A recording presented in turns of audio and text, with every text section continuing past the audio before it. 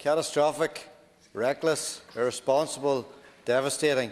Not actually my words, but all words used in the press regarding the deal in the last number of days from both journalists and from farm lobby groups. But we shouldn't really be surprised, because this has the potential to cripple an industry. In a former life as a president of the Ulster Farmers Union nearly 4 years ago, we were acutely aware of Mercosur and the risks it presented. It's actually been on the table for nearly 20 years.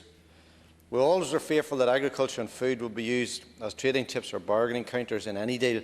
This was a major concern. We warned of the impact this could have.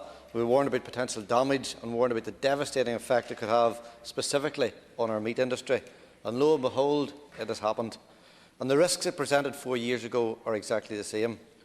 Firstly, granting access to the European market for 99,000 tonnes of product at a reduced tariff is a concern. Albeit a reduction from the initial figure of 300,000 tonnes, it's still a major concern. A beef industry under immense pressure on a number of fronts cannot take any more burdens. There is no question that this will ultimately impact on the European market, where cheaper product sourced in South America will depress the European market. It will curtail any improvement in prices, and most importantly, it will leave our farmers and producers at a distinct disadvantage. Product will be imported into Europe without the assurances and guarantees we currently demand from our own farmers. Product sourced in regions not bound by environmental protections and regulations that we have. Product sourced where no minimum wage exists, where workers' rights are not protected, where costs of production are stripped back to the bare minimum. And the reality, when it reaches these shores, is that it will be judged as being of equal standing as Irish beef, something it definitely is not. And will the consumer, the discerning consumer, differentiate or identify different production methods? Will he or she be willing to pay more for Irish beef? Will he or she question the validity of cheaper food? I think not. In fact, I know they won't, because many can't afford to. Because for everyone struggling to get their weekly spend on food and provisions down, they may actually welcome cheaper food, but at what real cost?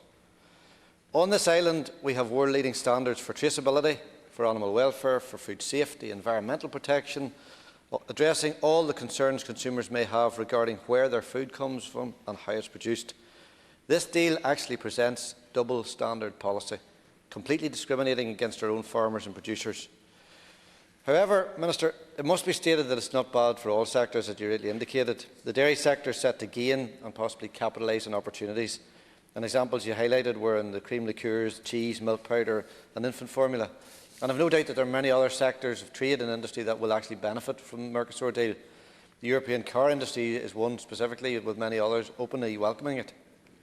However, this is of little or no consolation or comfort for anyone in the Irish beef industry. So where now? So what solutions have we, and how do we deal with this? The industry must be given solutions to these problems within the deal. Although it's agreed in principle at the moment, it will probably look quite similar to what we have in front of us. Standards of food production on imported goods must be identified, monitoring must be robust, and any examples of malpractice highlighted, as was the case in the audit reports performed by the EU Commission in 2013 and 2017 respectively. Reports, I might add, that clearly identified Mercosur countries were not complying with the EU's strict sanitary standards on food standards.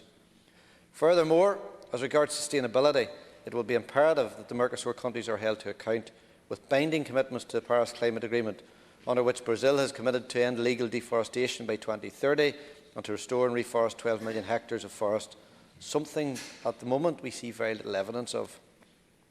In addition, we need to look at mechanisms to ensure viable businesses remain viable, that we avoid land abandonment, which could be a reality if margins are further eroded in beef production.